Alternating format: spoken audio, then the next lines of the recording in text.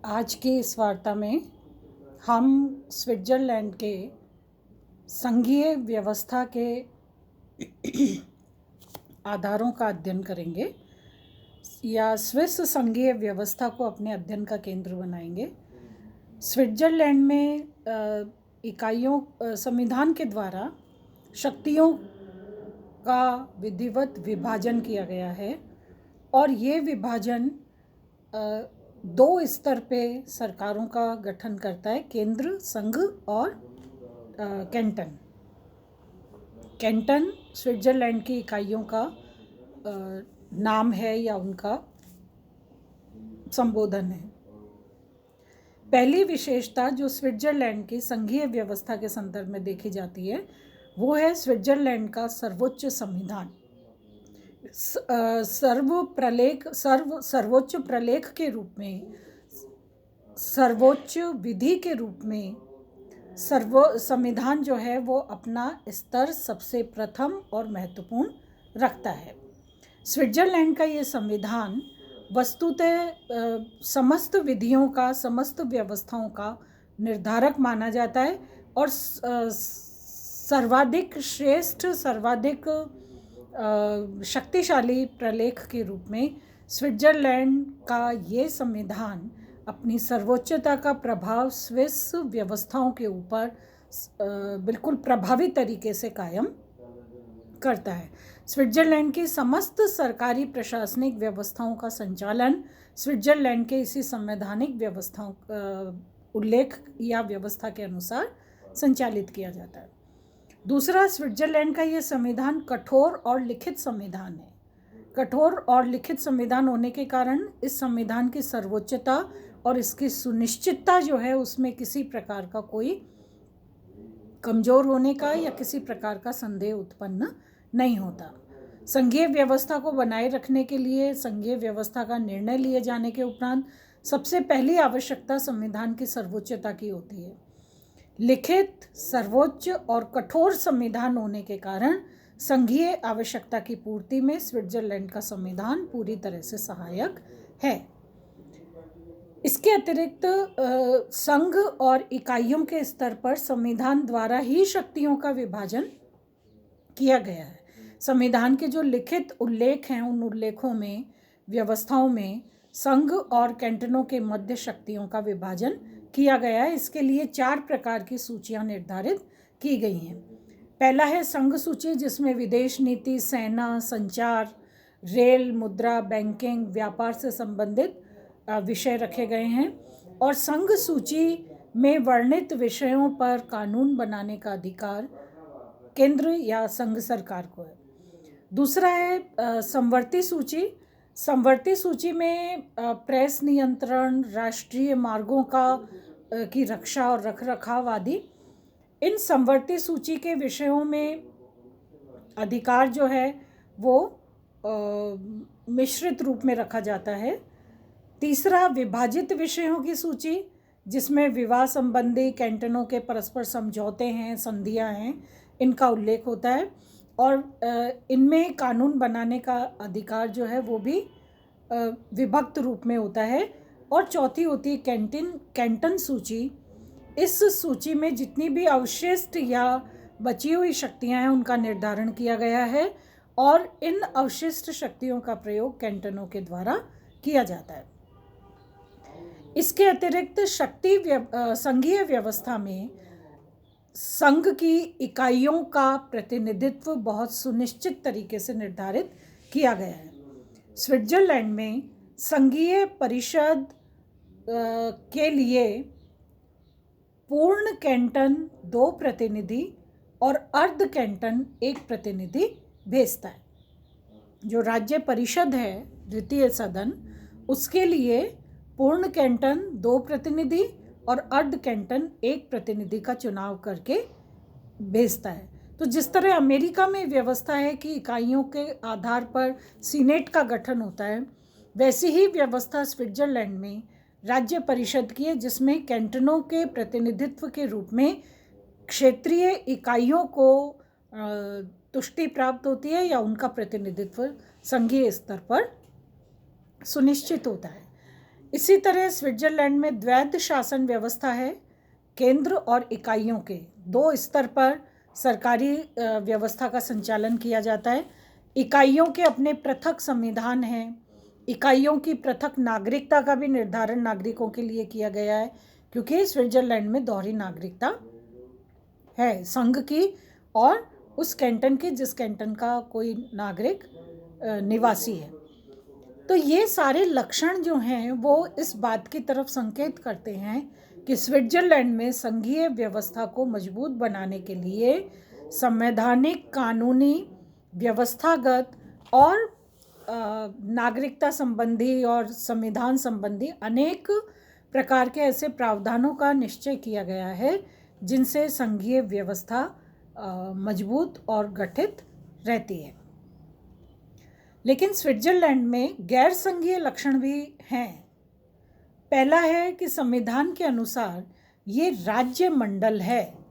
संविधान ने 22 कैंटनों को संपूर्ण प्रभुत्व संपन्न राज्य बताया है। उन्हें संघ राज्य की उपमा या संघ राज्य का स्टेटस नहीं दिया गया, बल्कि इसको राज्य मंडल की इकाई कहा गया है।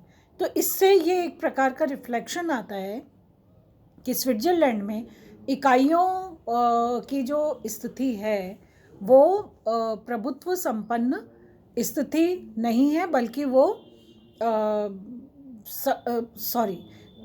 प्रभुत्वपूर्ण स्थिति का जो उल्लेख इस व्यवस्था के अंतर संविधान की व्यवस्था के अंतर्गत किया गया है, उससे एक ऐसा रिफ्लेक्शन आता है कि शायद इकाइयां जो हैं वो संघ से के साथ उस प्रतिबद्धता से जुड़ी हुई नहीं है जैसा कि अन्य संघीय व्यवस्थाओं में दिखाई पड़ता है।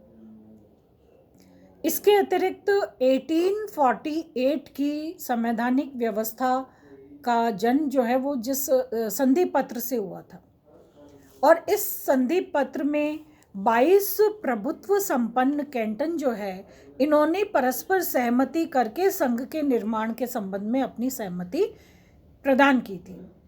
तो निर्माण की प्रक्रिया के आधार पर भी ये देखा जाए कि संधि पत्र के आधार पर निर्मित होने के कारण संघीय व्यवस्था जो है वो इतनी ज़्यादा संघात्मक रुझान की तरफ नहीं है, बल्कि वो केंद्रीकरण के रुझान की तरफ दिखाई पड़ती है। तीसरा जो कैंटन है, क्योंकि संघात्मक व्यवस्था में इकाइयों का स्टेटस समान होता है, उनका स्तर समान होता है, तो कैंटनों की जो स्थिति है वो भी समान नहीं है। एक तो पूर्ण और अर्ध कैंटन के रूप में दो प्रकार की इकाइयों का गठन है और इनकी कानूनी स्थिति में भी अंतर है। संविधान संशोधन में भी पूर्ण कैंटन को एक मत और अर्ध कैंटन को आधा मत काउंट होता है। तो इस प्रकार से जो कैंटनों की स्थिति है वो समान नहीं है, बल्कि असमान स्थिति है जो कि संघीय व्यवस्था के फेवर में नहीं मानी जाती। इसी प्रकार संघीय न्यायपालिका जो है उसकी शक्तियां सीमित है। संघात्मक व्यवस्था में संविधान की सर्वोच्चता को बनाए रखने की जिम्मेदारी न्यायपालिका को दी जाती है और इसके लिए न्यायपालिका को न्यायिक पुनरावलोकन का अधिकार, समीक्षा का अधिकार दिया जाता है।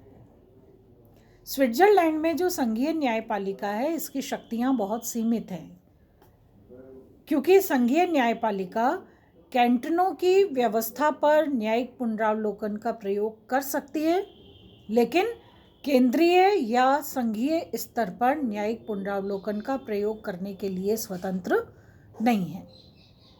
इसका मतलब है कि कैंटनों को ये न्यायिक पुनरावलोकन की स्थिति में भी एक सेकेंडरी या निम्न स्तर प्रदान किया है। सर्वोच्च न्यायालय कैंटनों को नियंत्रित कर सकता है, लेकिन संघ सरकार को नियंत्रित न्यायिक पुनरावलोकन के माध्यम से नियंत्रित नहीं कर सकता। इसी प्रकार स्विट्जरलैंड में राज्य व्यवस्था जो है उसमें केंद्रीयकरण की प्रवृत्ति भी स्पष्ट रूप में देखी जाती है, क्योंकि महत्वपूर्ण और जो अधिकार और शक्तियां हैं वो संघ सरकार को विभाजन की प्रक्रिया में प्रदान की गई हैं और वित्तीय सहायता के लिए कैंटन जो हैं वो पूरी तरह से संघ पर निर्भर करते हैं। कैंटन के विवादों का निर्णय भी, कैंटनों के परस्पर विवादों का निर्णय भी संघ या केंद्र सरकार के द्वारा किया जाता है। तो व्यवस्था के रूप में भी अगर देखें स्विस राज्य व्यवस्था के रूप में, तो उसका व्यवस्था का रुझान भी केंद्रीयकरण के, संघ के अधिक शक्तिशाली होने के प्रभाव के रूप में देखा जाता है। तो औद्योगिकरण, यातायात, संचार साधनों का विकास, विश्व युद्ध की आशंका, आर्थिक मंदी और इसी प्रकार से राष्ट्रीय एकता की भावना, लोक कल्याणकारी राज्य की पूर्ति और भावना ऐसे प्रमुख कारण हैं जिन्होंने संघीय सरकार के इस रूप को के हाथों में शक्ति की दृष्टि से केंद्रीयकरण का प्रभाव दिया है। लेकिन वस्तुतः स्विट्जरलैंड में क्योंकि उदारवादी लोकतांत्रिक व्यवस्था है और बहुत तटस्थता वाली नीति का प्रयोग स्विट्जरलैंड के और समर्थन स्विट्जरलैंड के संविधान के द्वारा किया जाता है, तो इसलिए ये जो केंद्रीयकरण का प्रभाव है, झुकाव है, ये स्विट्जरलैंड की संघीय व्यवस्था के लिए घातक नहीं है। कभी कैंटन जो हैं वो केंद्र या संघ सरकार के समक्ष किसी प्रकार की चुनौती उत्पन्न नहीं करते। स्विट्जरलैंड की संघीय व्यवस्था में अगर हम संघ में केंद्र और कैंटनों का संबंध देखें, तो सबसे पहले शक्ति विभाजन की दृष्टि से अगर हम इन इकाइयों का, संघ सरकार का अध्ययन करें परस्पर, तो संघ सूची के अंतर्गत संघ प्रभावी है, केंद्र सरकार प्रभावी है, जिसमें विदेश नीति, मुद्रा, बैंकिंग, व्यापार, संचार, सेना, इस तरह के महत्वपूर्ण विषय रखे गए हैं और इन पर कानून बनाने का, इन्हें नियंत्रित करने का अधिकार संघ सरकार का है। दूसरा, समवर्ती सूची की दृष्टि से भी अगर हम देखें तो संघ सरकार सुदृढ़ है, क्योंकि इसमें अंतिम अधिकार कानून निर्माण का केंद्र को है। कैंटन और केंद्र में अगर बाकी सूचियों में कानून बनाने का अधिकार केंद्र और कैंटन दोनों को है, लेकिन यदि किसी कानून के विधेयक प्रारूप के संबंध में केंद्र और कैंटन के मध्य विवाद होता है या भिन्नता सामने आती है, तो फाइनली जो प्रस्ताव या जो विचार स्वीकार किया जाता है वो केंद्र सरकार का स्वीकार किया जाता है, कैंटनों का नहीं। महत्वपूर्ण शक्तियां देने के बाद जो अवशिष्ट और शेष शक्तियां हैं जिनका प्रभाव राष्ट्रीय नीति पर या अन्य क्षेत्रों में या आर्थिक पक्ष पर या विदेश और सेना आदि जैसे महत्वपूर्ण पक्षों पर बहुत ज़्यादा नहीं होता, इस प्रकार के सामान्य विषय अवशिष्ट सूची के में निर्धारित करके कैंटनों को प्रदान किए गए हैं। तो शक्ति विभाजन के नज़रिए से अगर देखा जाए तो कैंटनों की शक्ति जो है वो संघ की शक्ति के संदर्भ में बहुत कम है। इसी प्रकार कैंटनों पर केंद्र का अधिकार निश्चित किया गया है। जैसे केंद्र और राज्य के इकाइयों के परस्पर संबंध में कैंटन जो हैं वो पूरी तरह स्वतंत्र इकाई नहीं है। अगर अशांति या अराजकता उत्पन्न होती है कैंटन में, तो संघ सरकार हस्तक्षेप कर सकती है। कैंटन के नवीन संविधान पर संघ सरकार की सहमति या उसकी पुष्टि आवश्यक है। हालांकि कैंटनों को अपने लिए पृथक संविधान रखने का अधिकार है, लेकिन नवीन संविधान जब बनता है तो उस पर संघ सरकार की सहमति जरूरी है। तो कैंटनों पर केंद्र का नियंत्रण जो है वो बहुत प्रभावी तरीके से कायम किया गया है। इसी प्रकार वित्तीय सहायता जो है वो कैंटनों को संघ सरकार के द्वारा प्रदान की जाती है। संघ के द्वारा या कैंटनों के द्वारा जो विभिन्न कार्य अपने अपने स्तर पर जो विभिन्न कार्य संपन्न किए जाते हैं, उनके संदर्भ में अगर हम देखें तो कैंटनों के पास अपने दायित्व को संपादित करने के लिए इतने पर्याप्त स्वतंत्र आय के स्रोत साधन नहीं होते कि वो अपने स्तर पर स्वयं अपनी आवश्यकता की पूर्ति कर सके। तो इसलिए वित्तीय सहायता के लिए अनुदान के रूप में उन्हें केंद्र सरकार पर या संघ सरकार पर निर्भर रहना पड़ता है। कैंटनों के विवादों पर भी केंद्रीय कार्यपालिका का निर्णय प्रभावी होता है और संघीय विधि के विरुद्ध कैंटन को कानून निर्माण का अधिकार नहीं है। कैंटन संघीय विधि के दायरे में उसको कानून का निर्माण कर सकते हैं और संघीय विधि को नकारात्मक रूप में प्रभावित करने वाले किसी भी प्रकार का या संघीय निर्मित विधि के विपरीत प्रभाव देने वाले किसी प्रकार के कानून का निर्माण कैंटनों की सरकार नहीं कर सकती। इसके अतिरिक्त कैंटन अन्य कैंटनों के साथ या पड़ोसी राज्य के साथ आर्थिक और सांस्कृतिक समझौता कर सकता है, लेकिन राजनीतिक समझौता नहीं कर सकता। राजनीतिक समझौते का अधिकार सिर्फ संघ सरकार को है। तो ये ऐसे उपाय हैं, ये ऐसे परस्पर संबंध है जिनके आधार पर हम कह सकते हैं कि केंद्र और कैंटन का जो संबंध है इसमें कैंटनों की स्थिति बहुत ज़्यादा निर्णायक नहीं है, निर्णायक भी नहीं है और स्वतंत्र भी नहीं है। कैंटन जो है वो संघ के अपृथकनीय भाग हैं, अलग जरूर हैं लेकिन सर्वथा पृथक नहीं हो सकते। केंद्र से पृथक कैंटनों का कोई स्वतंत्र स्तर या कोई स्वतंत्र दर्जा नहीं है। संघीय न्यायालय को संघीय सभा के कानूनों पर न्यायिक पुनरावलोकन का अधिकार नहीं है। न्यायपालिका का नियंत्रण भी कैंटनों पर है, संघीय सभा पर किसी प्रकार का न्यायिक पुनरावलोकन का अधिकार नहीं है। यानी कैंटनों की व्यवस्था की कानूनी समीक्षा संवैधानिक दायरे में न्यायपालिका कर सकती है, लेकिन संघ सरकार की नहीं कर सकती।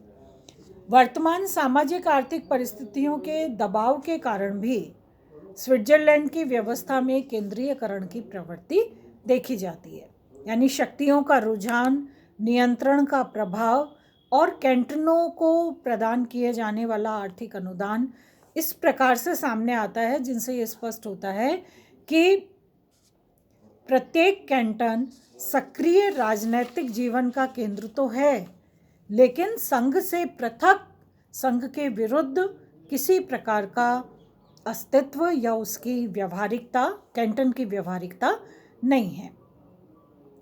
तो अमेरिका और स्विट्जरलैंड दोनों स्थानों पर हमने देखा कि दोनों देशों में संघीय व्यवस्था है, लेकिन दोनों की जो संघीय व्यवस्था है उसमें समानता के साथ साथ कुछ असमानता भी है। समानता की दृष्टि से अगर हम देखें तो उत्पत्ति और उद्देश्य के आधार पर समान है। अमेरिका में भी 13 राज्यों ने का गठन करके और संघ व्यवस्था बनाई गई थी और स्विट्जरलैंड में भी 22 स्टेट्स जो हैं उन्होंने बाहरी आक्रमण से रक्षा के लिए एकजुट होकर, संगठित होकर संघ का निर्णय लिया। दूसरा, निर्माण प्रक्रिया के आधार पर अमेरिका और स्विट्जरलैंड दोनों की संघीय व्यवस्था समान है, क्योंकि इकाइयों की केंद्र की तरफ उन्मुख होने की प्रवृत्ति, इकाइयों की केंद्रोन्मुखी प्रवृत्ति के द्वारा संघात्मक व्यवस्था का निर्माण किया गया है। शासन की 2 इकाइयाँ संघ और राज्य हैं और इकाइयों ने महत्वपूर्ण विषय जो हैं वो संघ सरकार को सौंपे हैं।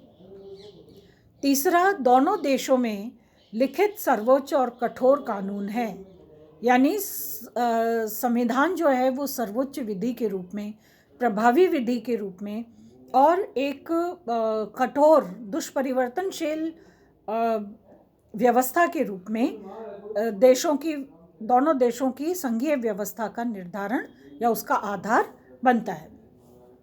शक्ति विभाजन की पद्धति में भी समानता है। दोनों देशों में गणना और अवशेष के सिद्धांत का पालन किया गया है। संघ सरकार की शक्तियां गिनाई गई हैं संविधान के लिखित प्रलेखों में और बची हुई शेष शक्तियां इकाइयों को प्रदान की गई हैं। इसी प्रकार दोनों देशों में इकाइयों के अपने पृथक संविधान हैं। अमेरिका में भी 50 राज्य हैं और उनके अपने पृथक संविधान हैं। स्विट्जरलैंड में भी 22 कैंटन हैं जिनके अपने पृथक संविधान हैं। नेक्स्ट समानता दोनों देशों की संघीय व्यवस्था में है कि संघ के उच्च सदन में इकाइयों को समान प्रतिनिधित्व दिया गया है। अमेरिका में कांग्रेस का द्वितीय सदन है सीनेट, जिसे उच्च सदन माना जाता है। सीनेट में अमेरिका के 50 राज्य हैं और प्रत्येक राज्य 2 सदस्यों को चुनकर भेजता है। इस तरह सीनेट की सदस्य संख्या 100 हो जाती है। स्विट्जरलैंड में भी 22 कैंटन हैं। पूर्ण कैंटन अपने 2 सदस्यों को चुन के भेजता है राज्य परिषद के लिए, और अर्ध कैंटन जो है वो 1 सदस्य को चुनकर राज्य परिषद के लिए चुनकर भेजता है। तो प्रथम सदन दोनों देशों में जहाँ जनता का प्रतिनिधि सदन है, वहीं द्वितीय सदन या उच्च सदन सीनेट और राज्य परिषद वो इकाइयों को प्रतिनिधित्व देने का कार्य करते हैं। संघ जो है वो अखंड हैं। इकाइयों को संघ से पृथक होने का अधिकार या निर्णय लेने का जो दायित्व है वो नहीं दिया है, बल्कि इकाइयां संगठित रूप में केंद्र के साथ जुड़ी रहेंगी। इस प्रकार का प्रावधान दोनों देशों की संघीय व्यवस्था में किया गया है।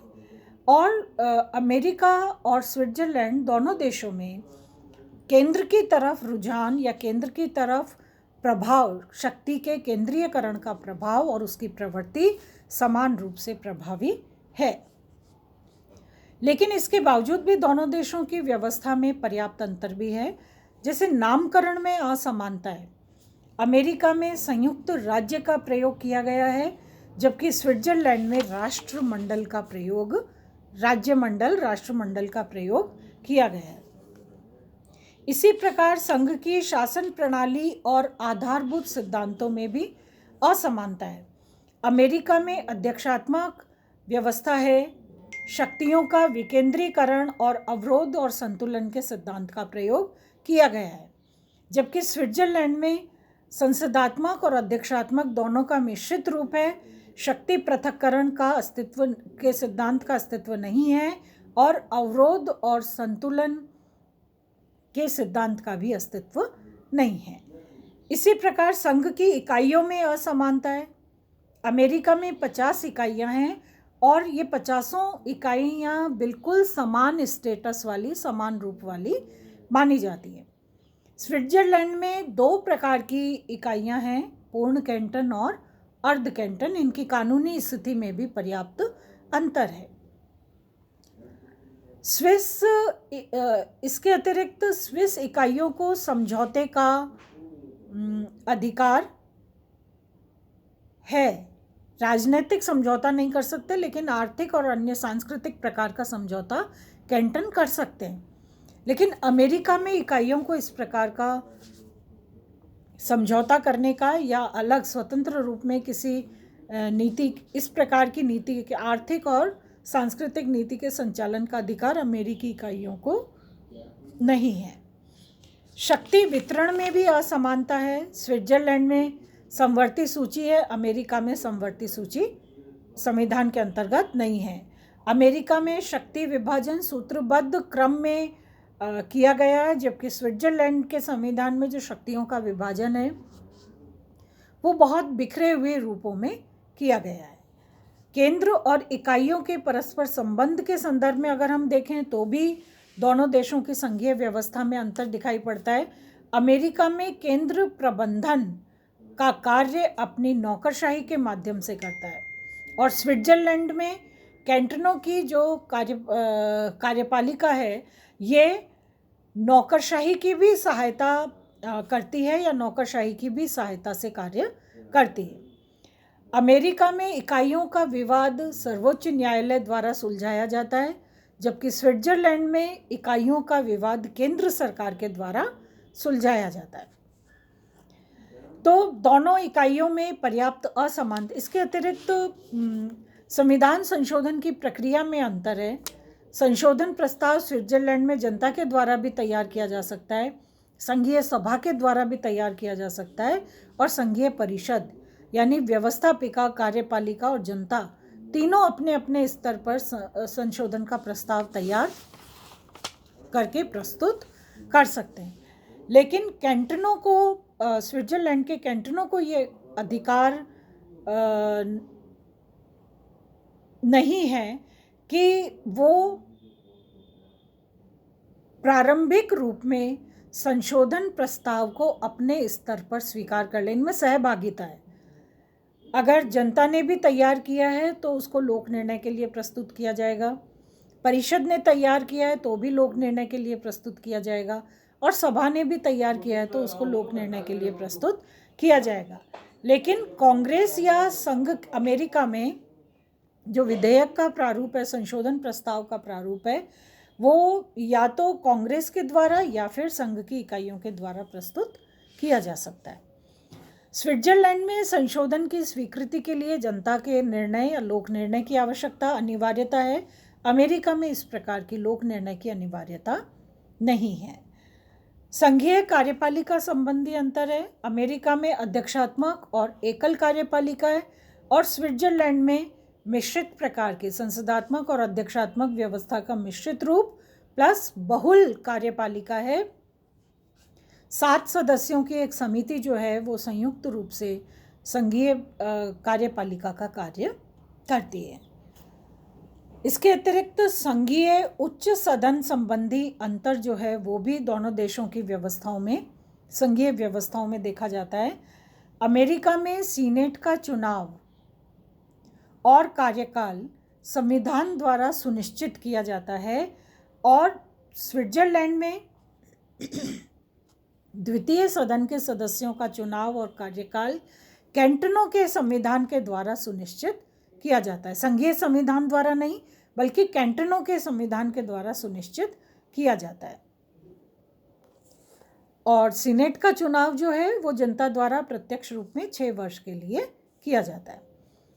संघीय न्यायपालिका संबंधी अंतर है, जिसमें स्विट्जरलैंड में संघीय न्यायालय में एक ही न्यायालय है जो संघीय न्यायाधिकरण कहलाता है। इसके अधीनस्थ किसी प्रकार की न्यायिक इकाइयाँ नहीं हैं। अमेरिका में 3 प्रकार के न्यायालय हैं, सर्वोच्च, अपीलीय और जिला न्यायालय। अमेरिका में न्यायिक पुनरावलोकन की असीमित शक्ति संवैधानिक दायरे में व्यवस्थाओं के मूल्यांकन की शक्ति न्यायिक पुनरावलोकन के रूप में प्राप्त है, जबकि स्विट्जरलैंड में न्यायपालिका को ये न्यायिक पुनरावलोकन का अधिकार बहुत सीमित रूप में प्राप्त है, क्योंकि ये सिर्फ कैंटन की सरकारों की मूल्यांकन शक्ति से जुड़ा हुआ है। संघ सरकार के कार्यों का मूल्यांकन करने का अधिकार न्यायपालिका को या न्यायाधिकरण को नहीं है। और स्विट्जरलैंड में प्रत्यक्ष लोकतंत्र है, जबकि अमेरिका में अप्रत्यक्ष लोकतंत्र है। तो इस प्रकार दोनों देश, अमेरिका और स्विट्जरलैंड, संघीय व्यवस्था का निर्णय लेते हैं, लेकिन दोनों देशों की संघीय व्यवस्था में समानता के साथ साथ असमानता भी है। लेकिन व्यवहारिक आधार पर अगर हम देखें तो जिन प्रासंगिक परिस्थितियों और उनके परिवर्तन के आधार पर संघीय व्यवस्था में स्विट्जरलैंड में निर्णय लिया गया है कि इकाइयां जो हैं वो केंद्र के समान बनने का प्रयास नहीं करती। इकाइयां जो हैं वो संघ को अपना प्रतिद्वंदी नहीं मानती, बल्कि संघ के साथ पूर्ण सहयोगात्मक आधार पर, सहकारिता के आधार पर संघीय व्यवस्था के माध्यम से स्विट्जरलैंड की संवैधानिक विकास यात्रा में अपना पूरा योगदान प्रदान करती हैं। धन्यवाद।